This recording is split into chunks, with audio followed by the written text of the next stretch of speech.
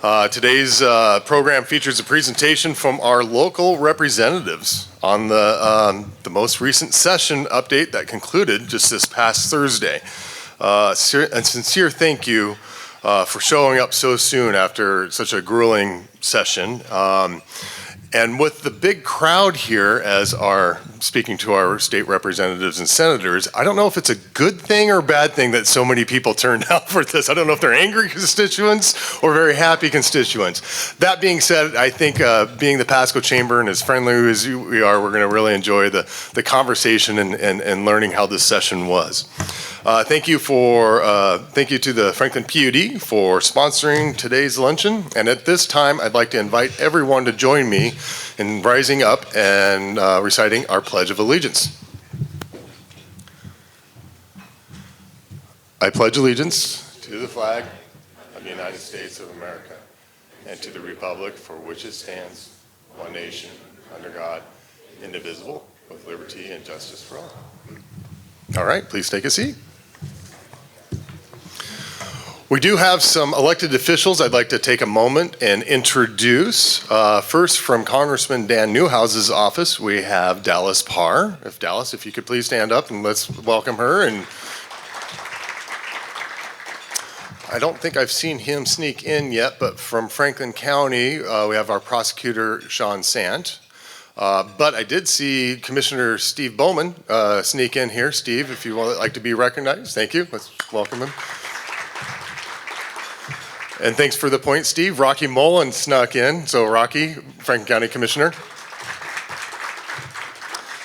From the City of Pasco, we have Mayor Pro Tem Dave Milne, Council Members Melissa Blaisdell, Blanche Barajas, Peter Harpster, and Charles Grimm. Port of Pasco Commissioners, we have Gene Reichman and Vicki Gordon.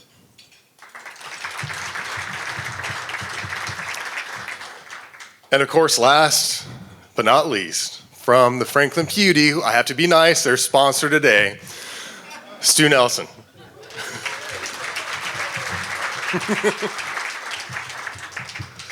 Also want to take a moment to introduce our board members that are here today.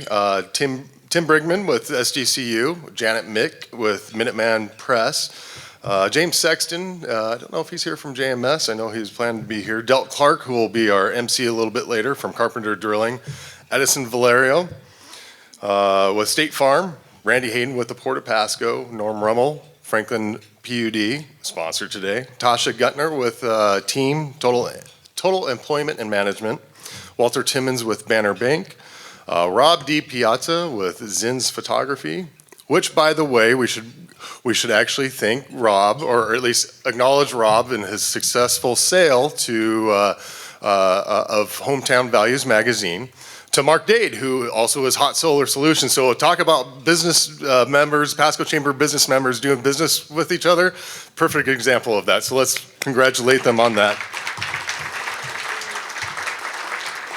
And I know that Dwayne Howard can't sneak in anywhere with Big D, so that's our board members with the Pasco Chamber. And I also like to acknowledge our past presidents too, because I think it really demonstrates the continued engagement with the Pasco Chamber and with their presence. So I know that Lance Hobson is here, and Kim Fall, Janice Hastings, Jason Hogue, Daryl Ebert, and of course Rob D.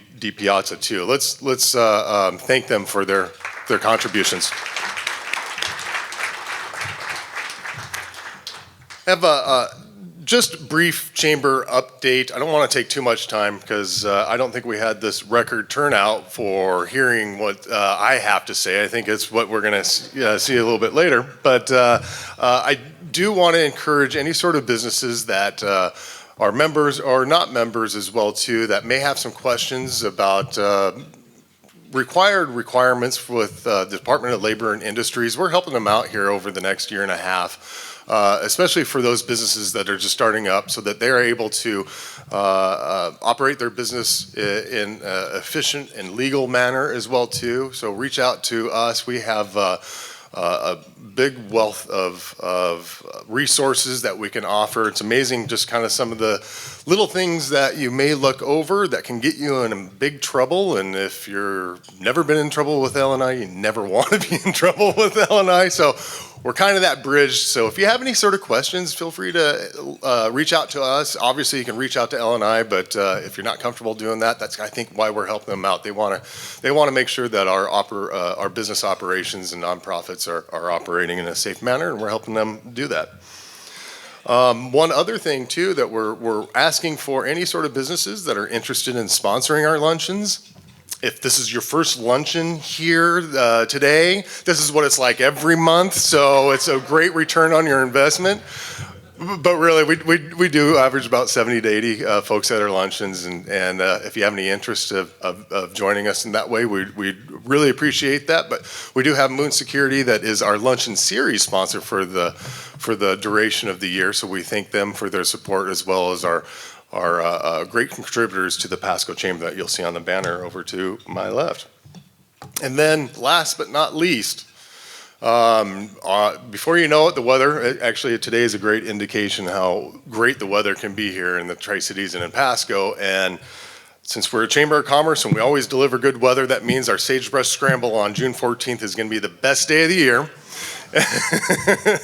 I think out of the 11 years, we've had 2 years that we could say it was like that, but I think the trend is in the right direction. So if you have any interest of sponsoring getting a team together, we have some sponsorships still available for that, but it's a fun time here over at Sun Willows. It's a great chance to network and just have a good time. Maybe start your weekend off a little bit earlier since this year it's on a Friday. All right, with that, I'm going to invite Delt to come up. We do have some new members we'd like to introduce. First off, and as I call your name and your business, if you can make your way up here, we'd like to present you with a plaque, as well as snap a picture of you. So first, I'd like to introduce JoJo's Freeze-Dried Goodies, Sarah Hendrick. There you go.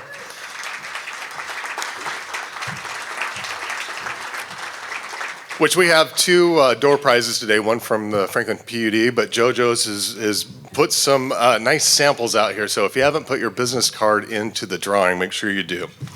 I haven't had any yet, but I've heard they're amazing, so don't sneak away yet. ProMade Homes, Jennifer Parker. Did Jennifer make it? Oh, there they are. Okay. And then Modus Chiropractic, Taylor and Jared Leifer. Oh, there they are. Thank you for joining the Pasco Chamber. We hope to see you at many more luncheons. I think Megan's going to snap your photo.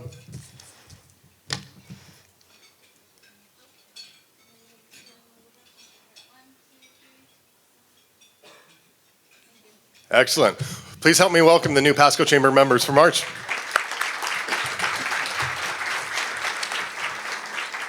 All right, so I'm done. I'm going to hand it over to Delt Clark, who is our president of the Pasco Chamber for fiscal year 23-24 with Carpenter Drilling, and he's going to take us through the rest of the program, which is pretty brief.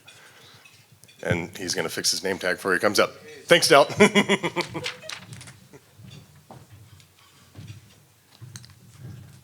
All right, thank you, Colin.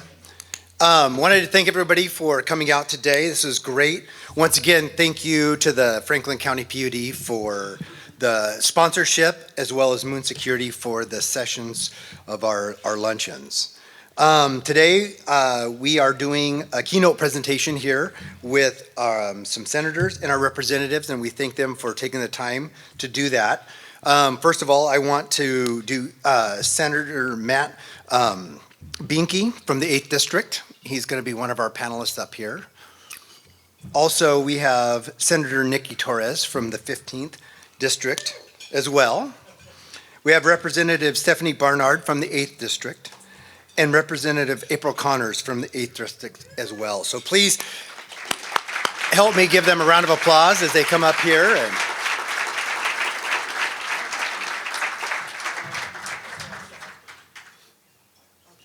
So Colin, are you going to start the questions off, or they're all set? Okay, sounds good.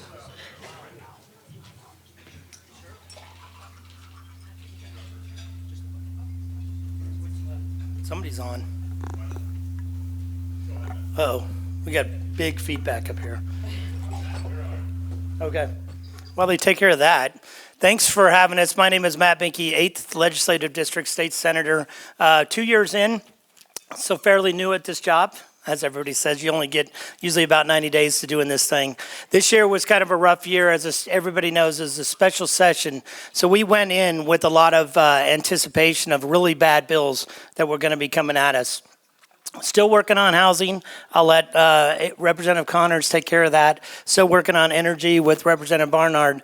But we're working together with Senator Torres and I is kind of working on the judicial system, some of the impacts that we're seeing in the attorneys, that piece. My personal one was really to thank you guys for the support, getting more engaged in what we can do online, getting activists, getting into the hearings, writing letters to us to make sure we hear your voice when these bills come in front of us. We had over 1,000 bills for a short session. Pause for effect. Normally, it's like about 500. So we had double the amount of what was going on. And what was hitting really us, and I can speak with Senator Torres and I, on the Senate side, we don't have as many numbers on the Republican. So we were on 4 committees. We saw probably 70, 80% of those bills come through the two of we're both on 4 different committees and including the Ways and Means Budget Committee. And as we're working through those bills, it's late nights, it's the weekends, it's kind of reaching out to you to see what we can do to really affect what that change is and what really impact it is here in Pasco and the Tri-Cities. One of the big ones I want to thank you on, not only about the Port of Franklin, what we're doing here at Port of Pasco, the Franklin County Commissioners, helping us out. I know a couple of you in the audience there were really excited to see us on the Hill. I know it took the time to come over. Really seeing us in person meant a lot. After COVID, when we were locked down, you miss that interaction. You miss that camaraderie. You miss seeing what home is like. And even some of you showed up with the Tri-City Leadership Council, our schools, TriDec, and other things that I see in the audience. Can't really thank you enough. I know my big one for the session, and I'll turn it over to Senator Torres, was the Richard Leinert Act. If you guys have been following what happened a couple years ago when Richard Leinert, school bus driver for Pasco School District, got stabbed and really in an attempt to save 35 kids who saw this ferocious, activity that went on. And I know it's still going in the criminal courts, but we wanted to put across really the message that we want to secure our schools. We want a safe community. We want to make sure we have safe environments so then people don't just continue to do this lawlessness in our schools, in our communities. We were back in our law enforcement by pushing back on the pursuit bill, and we'll talk a little bit more about the 3 initiatives that came down this year. We had 6 on the ballot. So it was historic session when you have the pressure of the voice of the people really influencing what is going on in our communities. And I believe we did a really good job of when the initiatives came out, you saw a tempering of some of the more aggressive liberals on the King County side of the House. We saw a lot of people back off of the really drastic, really far-reaching bills that they were trying to push initially in January. And they came back to more of a moderate position when they said, hey, this may look better for us if we went ahead and did this. When it's parental rights in schools, how are you going to debate that? We want to push that out there to say we need more parents' rights. Parents do need to have rights in school, and we want to have community safety in our schools, and we don't want taxes in our community. Those are big 3 that I think we'll talk a lot more about, and I'll turn it over to Senator Torres. Well, thank you, Senator Banky. As you mentioned, this was a tough session, but it was really good to see many of our Tri-City people there on the Hill. Every time you visited, I really appreciate you going out there and advocating as well, because that really helped us also. And you weren't all just meeting with us, you were meeting with both sides of the aisle, which is super helpful because like Matt mentioned, Senator Banky, excuse me, since we're in public. Still not. I know. But as you mentioned, we are in the minority. We have to work across the aisle to get our bills pushed through, to get legislation, to get the funding that we need. If not, it's only going to go to one side. And we definitely worked hard at it. And I think probably this session was even harder because it was a lot shorter. And as Senator Banky mentioned, we saw a lot more bills. On the first day, wow, we were just amazed at how many bills dropped and not many made it through, especially some of the really bad ones, but you'll hear more about, I'm sure he'll probably talk a little bit about the Puget Sound energy bill that our House representatives really battled out till 2 in the morning on the last day of bill hearings. So you'll hear more about that. But, you know, some of these bills that came before that one, that was just one of quite a few that were really bad, that were going to impact our residents. They managed to die because we worked collaboratively across the aisle. And because of that, you're not seeing any new taxes, which is a big win. They were proposing one for property taxes to increase the cap from 1% to 3%. We heard from a lot of our residents. You sent us emails and calls and said, we don't want that. We've already seen our property taxes increase. We don't need that. And in the 15th district, we also had to deal with a hospital merger bill, one that would really impact especially the Palm Springs of Washington, as we call it. They already have a healthcare desert, and they were going to see an even bigger healthcare desert. We lost a hospital in 2020, and we would have lost a second hospital, which is now the only hospital they have, if it wasn't for Multicare coming in and taking over that hospital. It was going bankrupt. And then Toppenish also lost their OBGYN unit.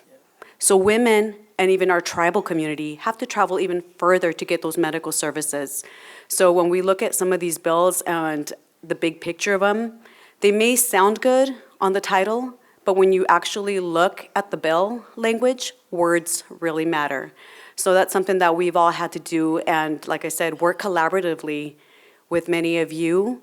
We wouldn't have been able to do this without many of you who have come forward and said, you know, this is how this bill actually impacts my community. So again, thank you all, and thank you to all of our residents. And I'll pass it over to Rep. Barnard. Thank you. It's so good to be here, back in Pasco. It's green, the green light's on.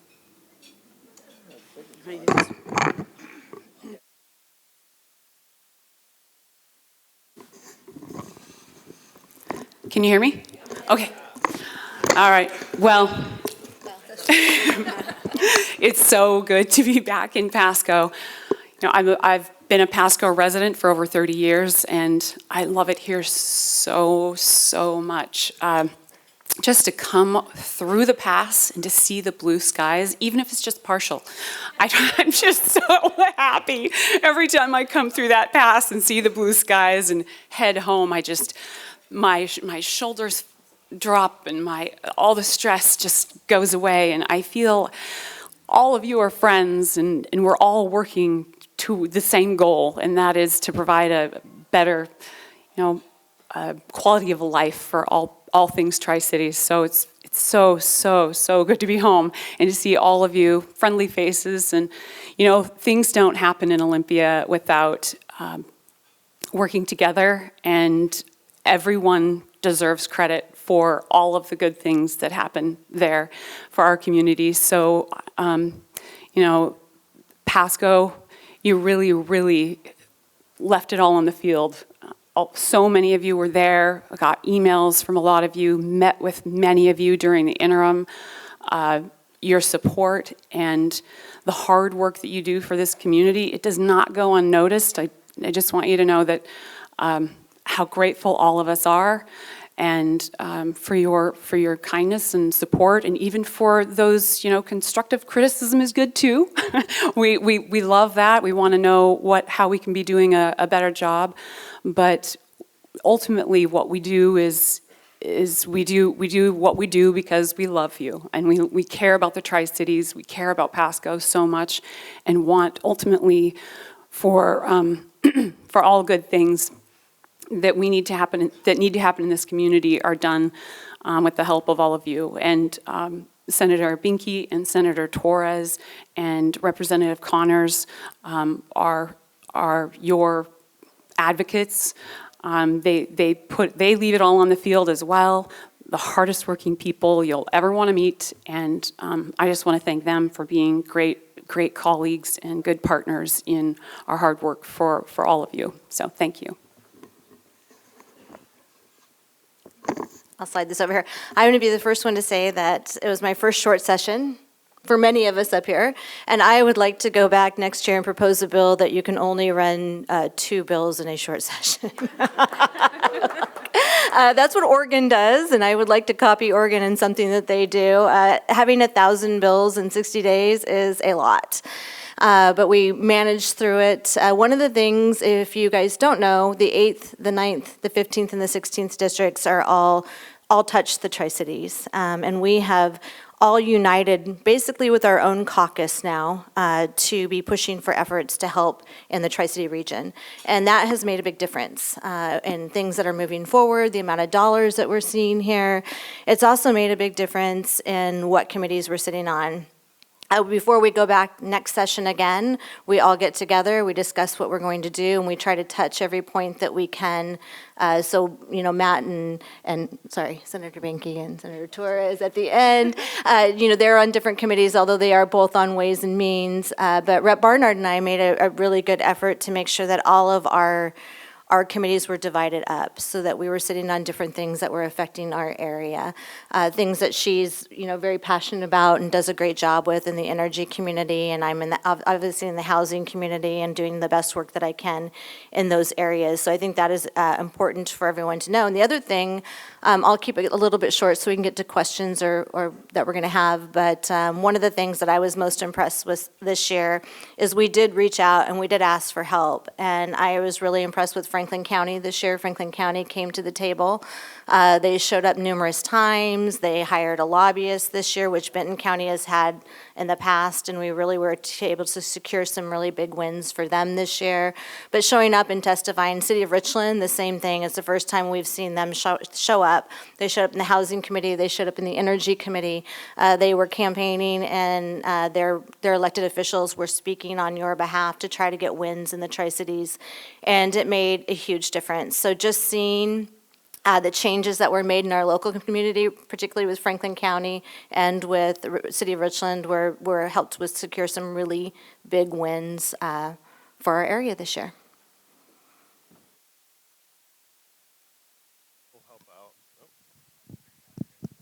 Okay.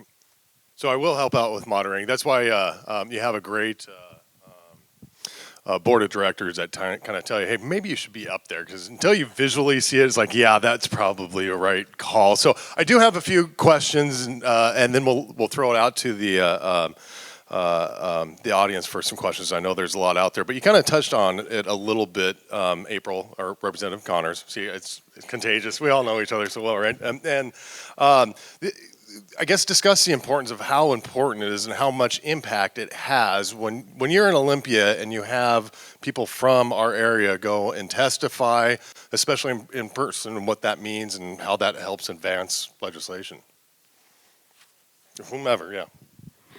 Just like I said, it helps a lot. The other thing that we see when we're in Olympia is there's actually, when we're sitting at our desk, and if you're watching on TVW, which I know is super exciting, if you haven't ever watched it, maybe don't, but when we're sitting on TVW and you see us on our computers all the time, we actually can see who is signed in pro and con for the bills, and people can leave written remarks. So we can see if there's people from Pasco or Kennewick or Richland that are commenting on bills, we know that they're of interest to you. We also keep most of our emails in a folder, so if we have a bill that might be controversial, we can search for that number and see what our constituents are saying about it. So I think it's really important for people to stay involved. We did do a learning and listening session this last year before we went back to try to teach people how to do it. Would love to continue on with those sessions in the future, so before we go back to session, people can help and learn. And I had the fortunate of having Colin's kids the last 2 years in our PAGE program as well, so that was a fun adventure. Yeah, and I encourage, if you have any interest in that, and you have kids between 14 and 16, right, or 17, yes, definitely look into it. It's a great experience. To follow up on a little bit more with Representative Connors, what about reaching out to representatives outside of your district where maybe they're maybe more undecided on certain issues versus where ours would be, and is there an impact with that? Sure.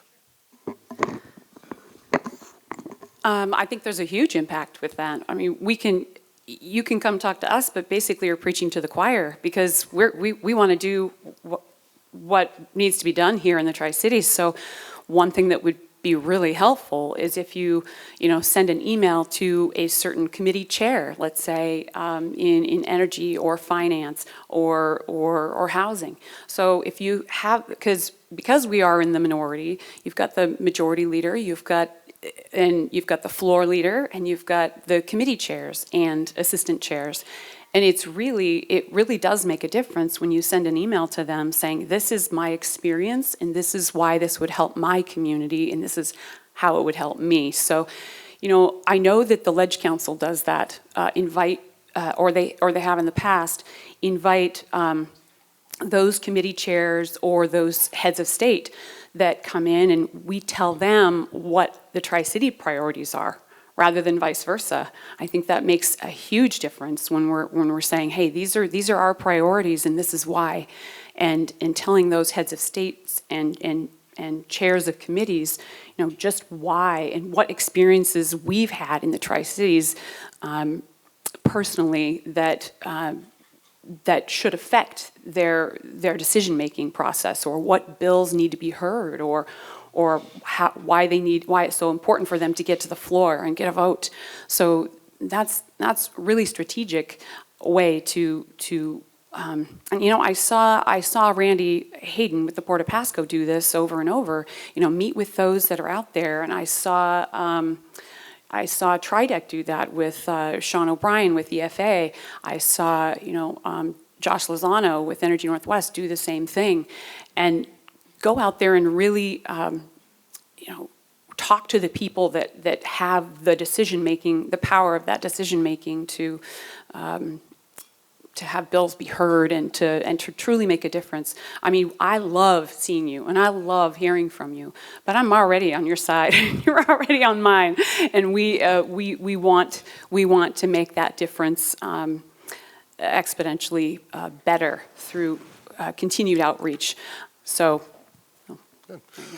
A topic that I think will affect everyone up here, but I'm going to throw it to Senator Torres on this because I heard her talking about it earlier, and maybe you can provide a little background as to what's going on with redistricting and what we can expect, moving forward here. So that's a fun topic. So Nikki Torres, I didn't introduce myself, legislator for the floating 15th. That's always my introduction, especially at committee hearings when I'm going to go and testify on my bills, because it is literally the floating 15th. It depends on where the majority party wants it to land, pretty much, just putting it bluntly. They filed a lawsuit back in 21 or 22, right after the Supreme Court had approved the maps. And it was a bipartisan committee of legislators that came together and chose the maps, and they became finalized with the Supreme Court. And when they did that, they did exactly what the intention was, to have a minority majority, which was 73% Latino, with about 51.5% of that being Latino registered voters. So that was what they wanted, and that is what they got. Unfortunately, they weren't happy with the outcome because obviously a Republican Latina was elected, and that's clearly not what they meant by minority majority. Because, how could that be? So unfortunately, they're not looking at the good work that we're doing. And especially when you look at all of us up here, how much we have worked hard in our community and what we continue to do together, that is something that should be looked at and recognized. Unfortunately, it is not. It's still about partisan politics, not people before politics. And it should be people before politics. And we will expect to hear more before the end of the month on what the judges decide. All right. Well, thank you. And then last question before we throw it out to the crowd, this for Senator Banky. Maybe you could give us a summary of the 3 initiatives that we'll see on the ballot this November and what we can expect on the ballot. Yeah, so, well, first off, everything's jumping up there, I guess. Sorry, a little louder on this end. I got to thank Senator Torres working with her through this fight, and it literally is a fight when a lot of King County people are coming after her saying she's not Latino enough or Hispanic enough to be representative of the people of the state of Washington, especially in rural eastern Washington. And we put up a big fight. And you could say that a lot of people in this room and other people have stood up for that. And I just want to add my thing to that. Any chance we can to showcase what she's done in Pasco for the Tri-City Hispanic Chamber, things that she's done in the community, our universities. It's amazing to continue to work with their, proud to continue working with their. Legislature always has an option when people go into just doing bills, governors, appointees, different things that are out there. But the initiatives is a big process that we still hold near and dear to our heart in Washington State. And I believe we have almost a better constitutional setup than we do in the national Constitution. If you read both, there's a big difference. There's more power to the people in our state at the local and regional levels than most people realize. And this isn't a government 101, so not to put you to sleep, but this goes back to where you still have voice of the people and you get enough voters that are out there want to take the time, the nights, weekends, rainy days, sunny or snowy, that you're out there on the curbs, and you probably saw a lot of us that are sitting there on the sidelines going, what do you think about community safety? Is the pursuit bill going the right direction that you want it to? We see crime jumping 41% in the murder rates. We see the snatch and grabs in our retail industry so bad that even the Attorney General says we need a task force to look at how do we stop this. Catalytic converters were going right and left. In CBC's parking lot, where I work, by the way, across the street, we had 3 in one day, literally right next to us in the student parking lot. It's like, how is that going to the right destination and the right leadership, the right policies that we see in our state? So these initiatives were brought up about not only restoring public service to the pursuit bill. And when we were hearing from a lot of people in the Washington State Patrol, just our law enforcement, they said, well, you need to bring that back a little bit more to really codify what we can do out there, to clarify. Because a lot of times these bills come down and people don't know what to do. Now they're hesitant even to go after a criminal element. And then it sends a message to everybody around the nation, around the world. They're coming to Washington State and saying, hey, it's a free-for-all. And that's what we've seen, frankly, in the last couple of years. We've literally attracted the criminal element to our streets, where it's now sex traffic city. We've seen it in our hotels, restaurateurs. You guys know this in your communities, in our communities around here. Fentanyl crisis has gone through the roof. It's one of our big things that we push to make sure we protect our next generation. This is killing people right now. So what are we doing about it? You've elected us to do all we can to make sure we are saving people's lives, and it's that part of fentanyl that we want to stop. When you hear about a 4-year-old in Kennewick that goes over, touches a nightstand, puts it in their mouth, and is dead in about a minute or 2 minutes, that scares me. I brought that up in one of our speeches, say, why are we not doing more in this state? That was another one. So back to your question, there are 6 initiatives coming out, and I got them just in case we're setting up here. 1, restoring, the 3 that came through and we actually voted on, where it's restoring the police pursuit bill, try to get it back a little moderate, and frankly, the other side said, yeah, that's what we intended to do anyways. And we all said, wait a second, then why did you push it so hard last time? And so they said the parental rights agreement, that you have a rights as a parent to be in the school, said, oh, that was already codified in law, so it's not a big deal. We're in the committees, in the hearings, and I'll leave it to Senator Torres because she's smiling already about what they were telling her when she asked a certain question in this committee, and she could take it from there. But and the third one came out, we want to make sure that we support parental rights, capital gains tax, is that we want to repeal any capital gains that's going on in our state. We do not want a state income tax. We want to make sure that is still left to the citizens in the regions and the localities. So those 2 are coming. 2111, banning an income tax in the state. 2081 was the parental rights. Let me get the numbers right. 2109 was the income tax on capital gains. And then restoring that suspicion standard of police pursuit was 2113. 2117 is a hidden gas tax. Everybody remember that piece? Leave it up to Representative Barnard, but we are fighting back against the the PSC bill that would actually, with along the cap and trade, the Climate Commitment Act, and the CETA, we've already seen what's really the impact on to our utilities and how they're now raising rates. You've seen it on your gas bills, your utility bills. I was here actually in this same room Saturday with the Big Bend rural co-op. And they're saying now they've increased 43% of their impacts onto the ratepayers in their communities around rural eastern Washington. This is Connell, Othello, other places around that we don't see in the big city of Pasco. They're saying they're going to have to hire at least 2 more full-time employees. They're going to have to hire more additional people to mandate this unfunded mandate that's coming down. And increasing that, of course, is going to pass that on to the customers and consumers that are out there. And then finally, 2 or 3 years ago, we had this idea that we all agree that we want to go after and see what we can get long-term care. Long-term care is an issue that people should buy into. I have a right, you have a right, everybody should go into a market-based environment where you can purchase, have a right to choose which one you want to go into, choose a provider you're out there, sounds familiar, and have a right to share that if you do actually leave the state. Right now, currently, you can't do that. You're only allowed and you're capped out at a certain amount, which only gets to about $60,000, which we're hearing it only gets you about 3 months, if not 2.5. If you have somebody who has a family member who's in long-term care, I don't even think it gets you 2 months. I have a father who's going through this right now, and we're barely looking at a month in the current rates.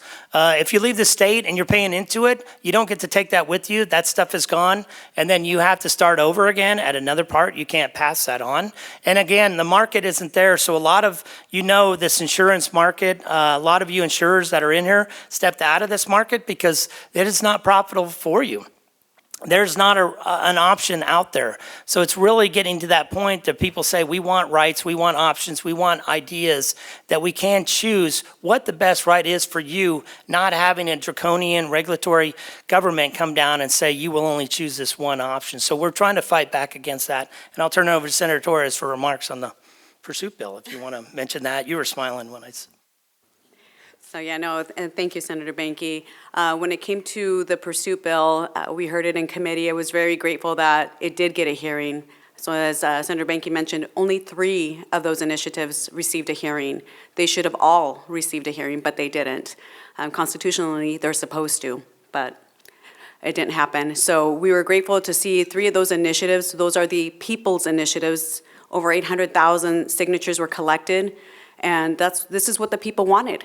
So 3 of those bills that did get a hearing, the police pursuit one in particular, because I serve on the Law and Justice Committee, they allowed people that don't live in the state, so-called experts, to testify with no timer on them, while the people that were in the room that live in Washington State, including our law enforcement officers that were there to testify, were not given the opportunity to testify.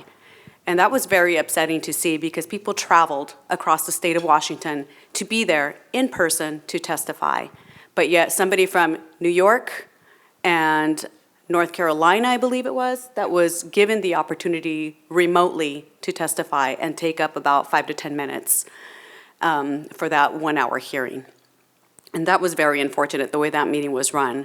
But in the end, I am very glad to see that we were able to vote on them in both chambers, and it passed, and it will become law within 90 days, so we'll have reasonable police pursuit again.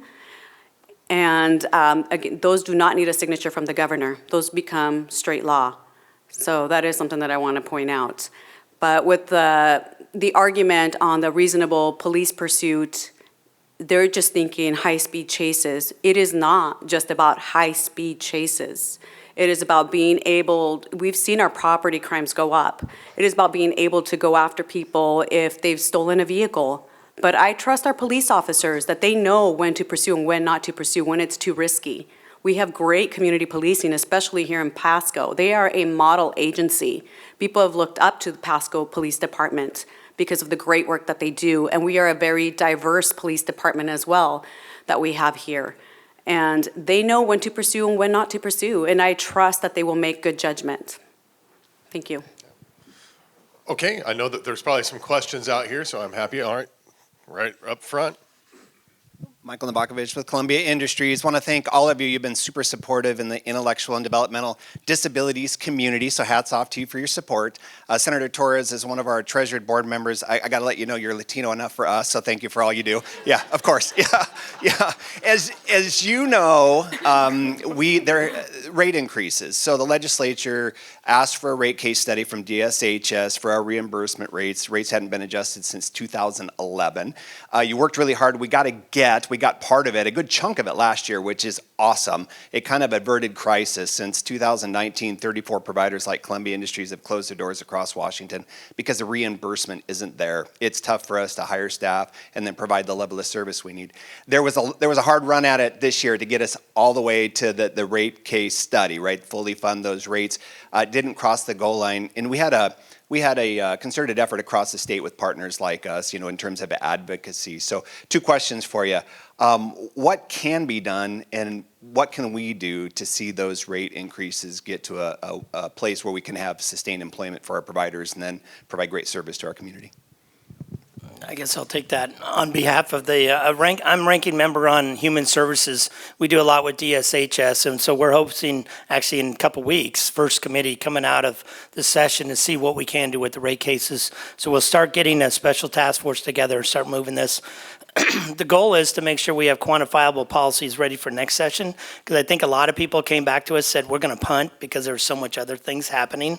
And frankly, I know it's a lame excuse, but we were pushing back, said we need this now. We had some good movement in other areas of DSHS, but not that one. So we'll be looking at it here soon. There's got to be some other questions out there. All right.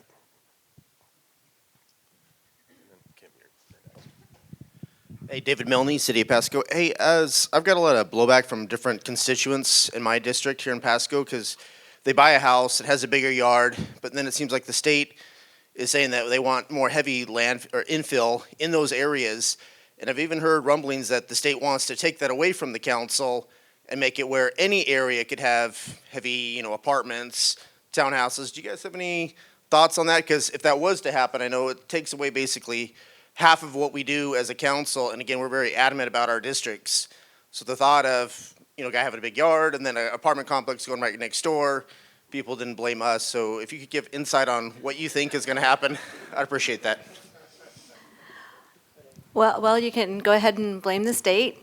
There have been a lot of bills, especially not this session, but last session, especially like with the middle housing bill, which was House Bill 1110, which completely changed zoning for cities that were over 25,000 people.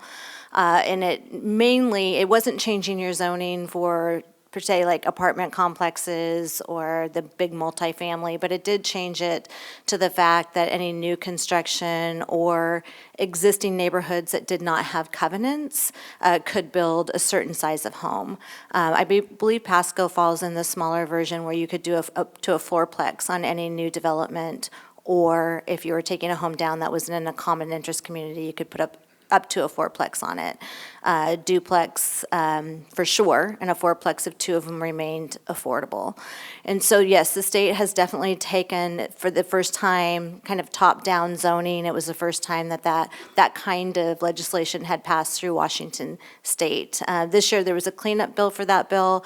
There was also a bill that I found particularly interesting that would take old buildings and work on with the State Building Code Council to establish new requirements so that they could put housing into some of the older buildings, especially when you think about not maybe areas like ours, but more like Seattle that has a lot of downtown businesses that have gone out of business and buildings are sitting empty and we're in a housing shortage. How do we convert those buildings into affordable housing for residents?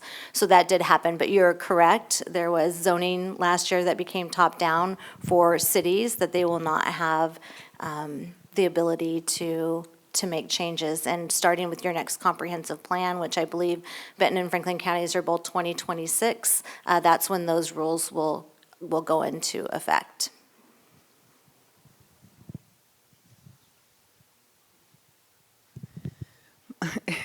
April, my question is for you again. If you would speak a little bit about urban growth boundaries and any progress on those for us. Well, there was a little bit of progress out of the Senate this year with Senator Short. I am pleased to say that, I shouldn't be pleased, but this year I ran 2 bills that adjusted the urban growth boundaries slightly. One was to allow manufactured housing outside of the UGA, and another one was to allow houses outside of the urban growth boundaries if there was infrastructure on the other side of the street. So imagine where Pasco ends and you've got water, sewer, electricity running down the street, but we can't use the other side for housing. So I ran 2 bills this year regarding the UGA. One made it out of committee, but did not make it to the House floor.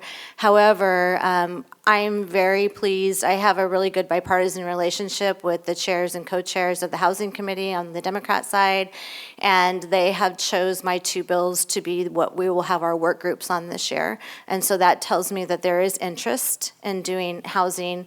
It'll probably have to have an affordability piece, which I'm not opposed to, but there is definitely interest moving forward this next session to try to get some adjustment to the urban growth boundaries, which I think will significantly help with our housing crisis and our housing shortage in Washington State. Good afternoon, you guys. Thank you so much for serving us. And this is for Representative Barnard. Congratulations on getting your matching funds unanimously passed through the Senate. And I just wanted to ask if that is the kind of bill that would allow us to get matching funds for a Road 76 overpass to get Pasco moving again. And I look forward to reaching out to all of you and including the Senator Schessler and representatives I know so well from the 9th District on seeing how we can get that $25 million overpass put in so that we can get West Pasco traffic moving again. Thank you.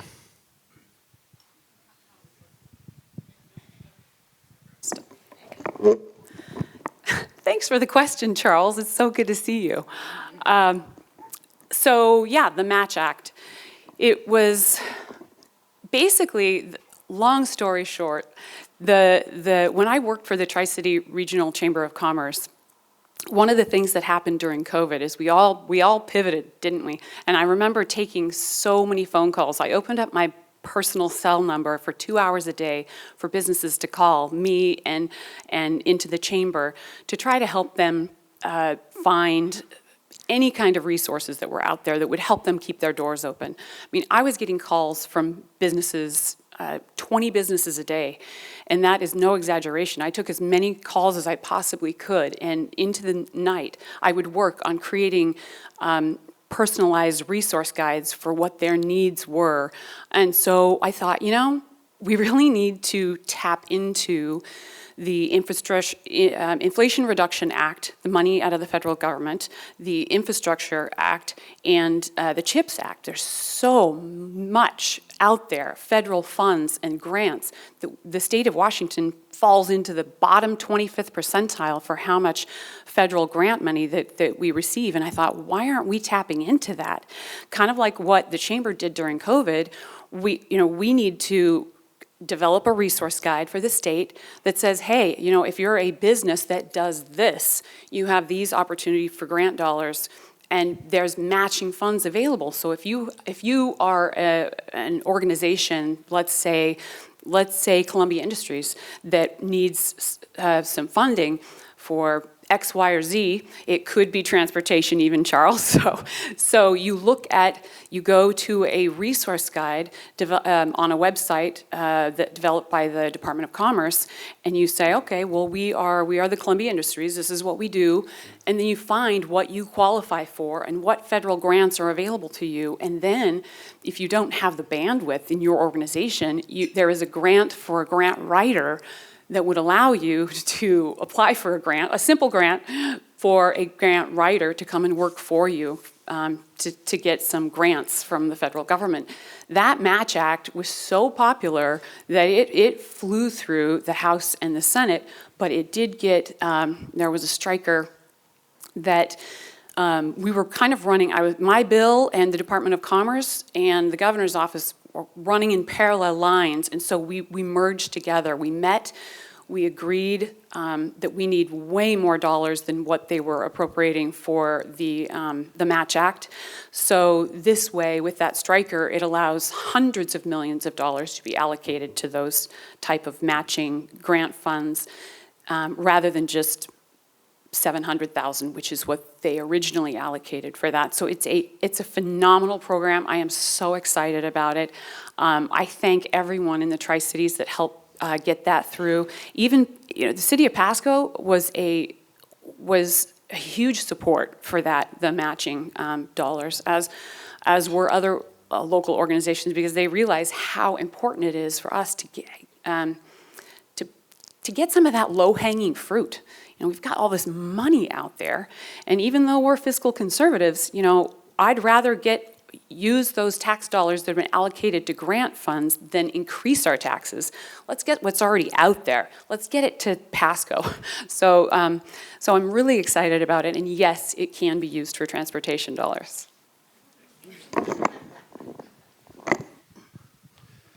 I'd just like to echo Councilman Grimm's special thank you to all of you. I know it's not easy, and you've really done some remarkable stuff for our area, so again, thank you. But later this week, I believe some new building codes will be unleashed upon our state. I think unleashed is probably better than put into law. I know there was some fights in the courts about that.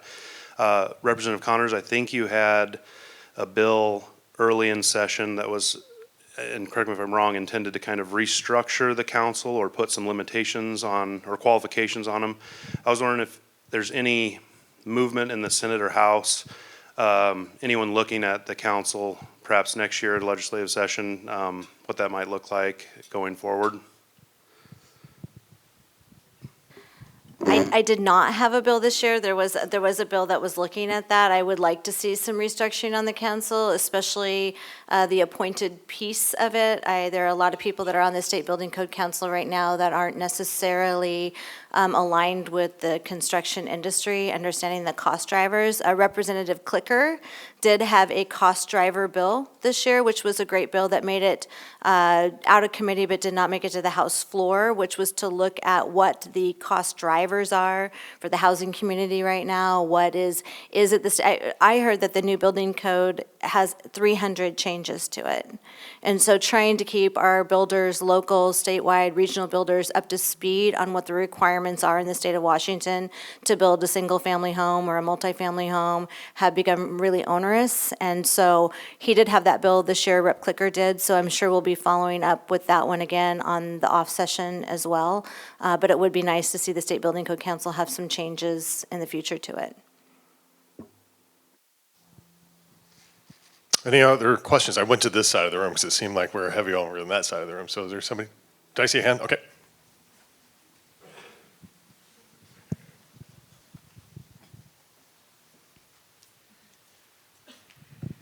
Going back to parents' rights, I work with the Gospel Mission, and we've, in the last year, come to find out that Washington state laws have changed, and parents that are actively using drugs can continue to parent their children, and that's possibly how that little girl died. So if you can talk about that, I'd appreciate it. Yeah, the tough question always is when you're looking at policy, like Senator Torres said, you got to read words do matter. And from the title, it may say one thing, but you actually look into what it really is impactful.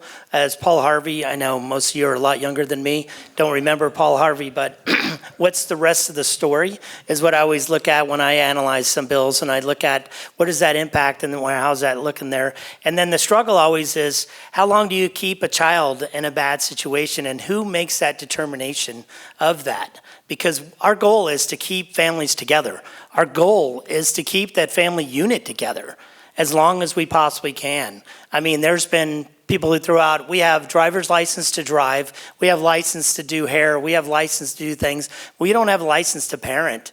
And that's one of our bigger things is like, what does parenting mean? To provide an environment that is most positive to raise our next generation of children. And we do have parents that are not so good in different core values that you want to have and the family values that other people adhere to. And of course, then our struggle is how much should the government come in and say, we are going to be a part of that decision that says we're going to take a child out of there. And so working in human services, a lot of the bills, at least I proposed this year, I was honored to have 5 of them go through, and they're sitting on the governor's desk now. One of them is looking at what does that really impact in DCYF, to Department of Children and Youth services that are out there underneath, like DSHS is one piece. DCYF was formed to go look at foster children adoption, even just children as a whole in our state. Where are we going after? What does that really mean of what we can do to keep that parents and the family unit together? How can we do that to keep them in that area that if we do need to go in, when do we make that decision? How many points that we need to have before we actually pull the child out of that environment?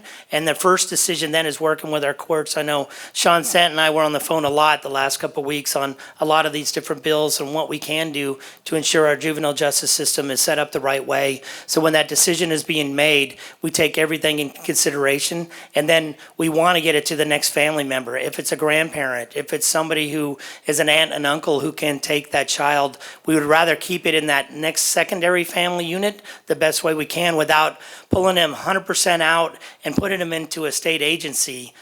I would rather keep them in a family element, and we're working together to see what we can do to keep it the most positive we can. So more to follow on that one. It is a tough decision. These are, I tell people when you're on human services, these are not light bills. These are not easy ones. A UGA is a tough bill. This is heavier than that because you're talking about kids, you're talking about families.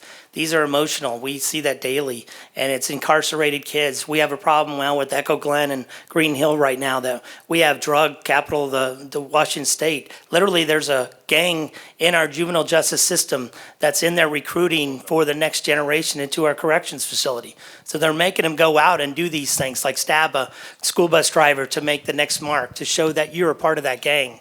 And we're seeing these as we tour the environment. And this interim, we're pushing to get into some of that data. What are we tracking? What can we do to protect these kids so they can get on the right path? We can get them on a positive mentorship program, get them to a place where we can go to school, go to a community college, go to a college to make sure they can get that lift out of that poverty or that area into a better, society format so they can become better positive impacts to our society. So thanks for that question. All right, with that, we'd like to thank the panel once again for taking your time and all that you've done this year for us over in Olympia.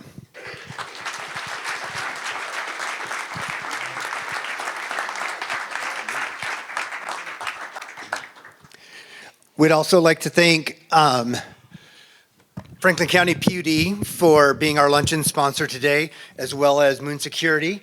One of the other things that Colin did say is coming up this spring is the Sagebrush Scramble. So we really would like, if you haven't signed up yet or you know somebody, please spread the word. We're looking for more teams and for people to be a part of that. We have 2 door prizes today. This is the Franklin PUD. Okay, from the Franklin PUD, we have Laura Smith from CG Public House. Laura. We also have some stuff from JoJo's Freeze Dried, so we want to thank them. And that goes to Maggie Gurley. Is that right? Gorley. Maggie Gorley. All right. Once again, thank you everybody for showing up today, and thanks again to the panel for doing such an amazing job.